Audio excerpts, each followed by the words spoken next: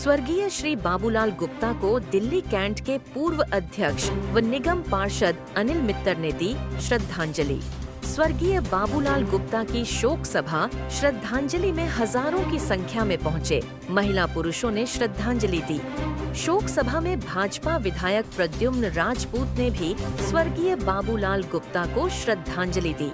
श्रद्धांजलि शोक सभा में समाज सेवक पप्पू सोलंकी भी पहुंचे और श्रद्धांजलि दी।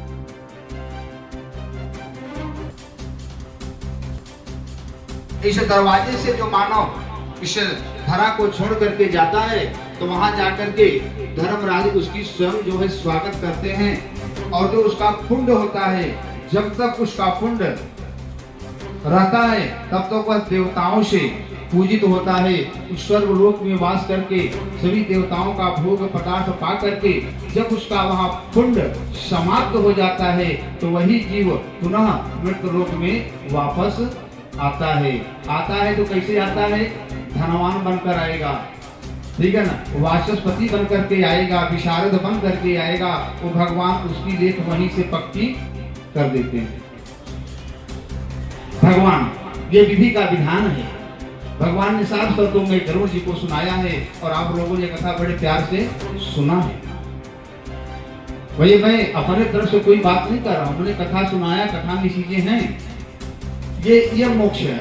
स्वाभिमानी होने का एहसास भूल नहीं सकता, हर मर्ज का इलाज ढूंढ लेना भूल नहीं सकता, टिप टॉप रहने का उनका अंदाज भूल नहीं सकता, अपने गांव से उनका लगाव, अपने समाज से उनका जुड़ाव, उनकी सही को सही कहने की हिम्मत, उनकी आंखों का वो जोश, क्या भूल सकते हैं? नहीं, कभी नहीं।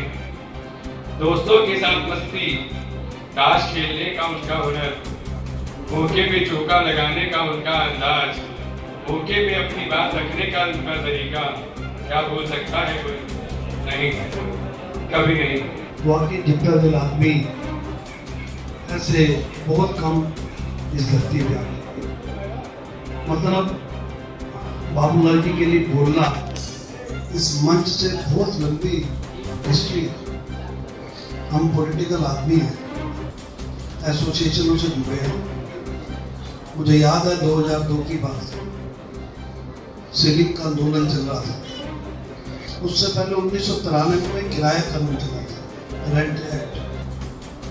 मैं भी व्यापारी था और बाबूलाल जी भी व्यापारी थे, और ओम प्रकाश जी भी यहाँ बैठे, तो मेरा तब से इनका मिलना जुलना था। श्री बाबूलाल गुप्ता जी, जो कि हमारे नवयुवक रामलीला कमेटी के कई वर्षों से चेयरमैन रहे, उनके बारे में, उनको श्रद्धांजलि देने के बारे में मेरे पास शब्द नहीं। श्री बाबूलाल गुप्ता जी स्पष्टवादी थे, हमेशा सच बोलते थे और सच हमें हमेशा कड़वा रहता। कई बार हम उनकी बातों को कहते थे कि ये आपने कैसे कह दिया, लेकिन जब हमें बाद में समझ आती थी कि हमेशा बाबूलाल गुप्ता जी ही ठीक निकलते थे। बाबूलाल गुप्ता जी के दोनों सुपुत्र, चाहे गुलशन भैया हों, पवन जी हों, या उनके छोटे भाई ओम प्रकाश गुप्ता जी हों, सभी ने बाबूलाल गुप्ता जी की बहुत सेवा की। पिछले लगभग 2.5 या 3 महीने से वो कैंसर जैसी भयानक बीमारी से जूझ रहे थे, लेकिन उन्होंने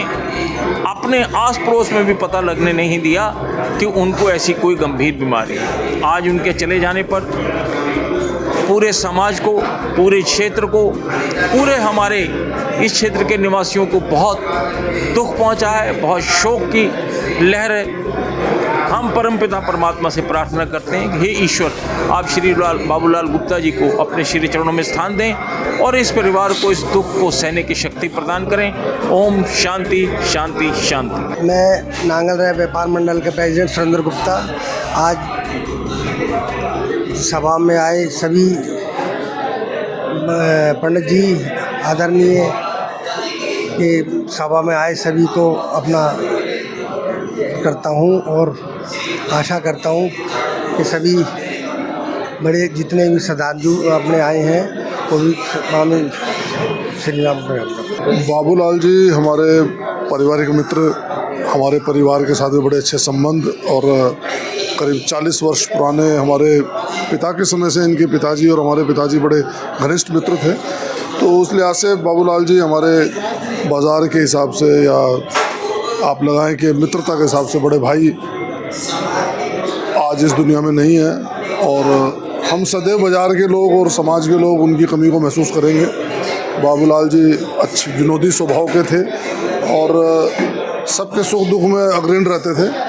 मैं परमपिता परमेश्वर से विनती करता हूं कि आदरणीय बाबूलाल गुप्ता जी के श्री चरणों में उनकी आत्मा को स्थान दें, परिवार को इस असहनीय दुख को सहने की शक्ति प्रदान करें। ओम शांति, ओम शांति, ओम शांति।